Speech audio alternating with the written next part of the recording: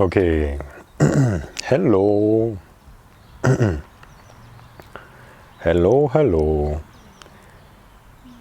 This video is about something that I want to propose, which is a practice that I call there's nothing to do.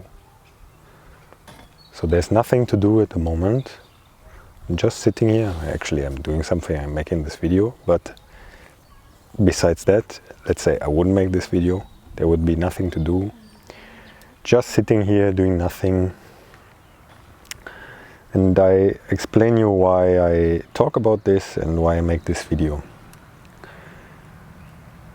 So the observation is that people are not really ever doing nothing. They're always doing something. Even if they are doing nothing, there is something happening. For example, they consume something, like they watch a TV series or something similar. So something is happening in front of them that they are observing or listening to, or blah, blah, blah, blah, blah, blah, blah. So there's always something happening around them. And in our society, it seems to be not very common to do really nothing, just to sit there, boom, nothing is happening. And this is also different from meditation, or when people talk about stillness. So there are all these stillness practices where you are doing something. For example, in the Tai Chi, there are the stillness practices where you're standing in certain positions, boom or boom or boom, yeah, all this stuff. So you're still, you're not moving, you practice not to move, but still you're doing something. So still you're very, very active, yeah? And it's actually so active that when you hold here or here and you hold it for long, as a beginner, you really want to stop at some point, and then the struggle starts, and this is where the learning process begins, and blah, blah, blah, blah. How does your body adapt to the situation of being still, but your body wants to move in a different position because the body is constantly moving, and when you're in a still position, it is actually very, very difficult. So this is very beneficial practice, but this is not what I'm talking about. Now, I'm talking more about the difference between doing and not doing. And this is only very loosely related to movement and stillness, concept that some people are already familiar with, that we have all this movement and then we have the stillness practice. You sit there and you do all sorts of sophisticated positions, like in yoga or Tai Chi or blah, blah, blah, blah, blah. But these are all practices still in a way where you train something. Yeah? For example, when you stand here with the arms out, or when you stand here holding the arms, or you sit in this position, blah, blah, blah, blah, blah, then you're still really practicing something that you are improving. So you're really doing something. But what I want to propose now is really not doing anything. You're not exercising anything. That's why I say practice. It's not really a practice in a way of doing something and getting better at it, because you're already good enough. You don't have to improve anything about what I want to propose here, which is just to sit or lie or stand, whatever. It really doesn't matter.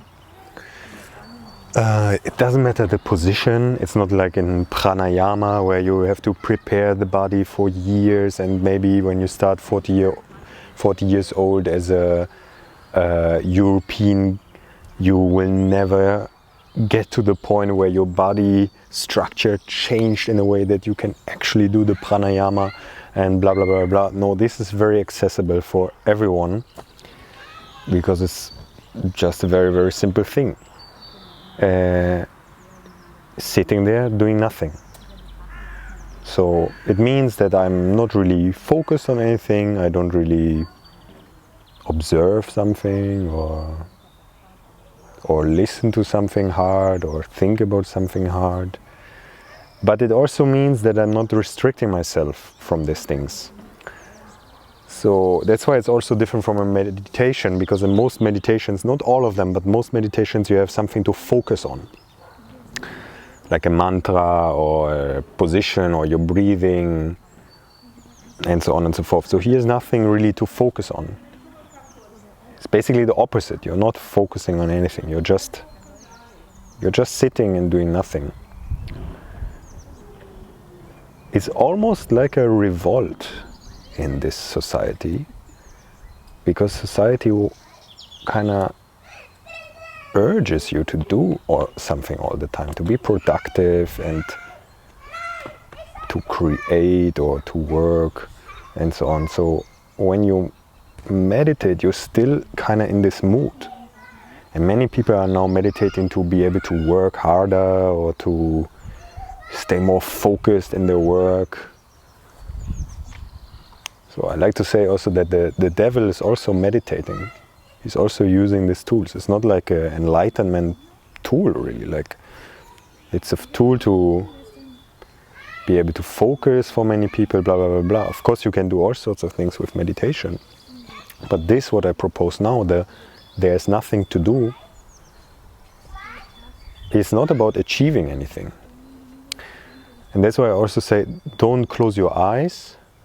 Don't sleep, don't fall asleep, because falling asleep gives you, again, energy to work and so on and so forth. So I don't want you to fall asleep. So that's too productive to fall asleep. No productivity. I'm just here and I'm doing nothing, sitting here. And for some people it might be difficult. So you might start with 5 minutes and later you do maybe 1 hour or whatever. Yeah. Sometimes it's nice to just do it how long you like, but sometimes it's also nice to say, okay, I actually take a timer or something, put a timer on 20 minutes and do nothing for 20 minutes, because I know that I usually do a bit less than what I actually want to do, so I help myself with a countdown, giving myself time to not do anything. And I give you an idea what usually happens when I do it, which is different for everyone, and it doesn't really matter exactly what happens. So I just tell you what happens when I do it. So I have kind of like 3 stages that I'm going through often, not always, but it's often that I'm going through 3 different stages. And the first stage is that I sit and then there are all sorts of thoughts coming in. And these thoughts are the loose ends of thinking threads that I didn't think to the end. Yeah. So some topics I was thinking about this day or the days before, but I didn't have time to think it to the end. And usually they come up, usually some things that are in my mind that are interesting me or bothering me, or a problem or a thing I want to get deeper in, I want to get more insight through contemplation. And I just let it happen. So I don't restrict any thinking, I just let happen what wants to happen. And all the thoughts that come, I let myself think about them. I let myself think about them. I take the time. I don't really do a hard contemplation in a way that I go like this, poof. But I sit and I let the thoughts come and think and blah, blah, blah, blah. And I really go into it in a way that I can say after, okay, I finished this thought. I got to a new point there.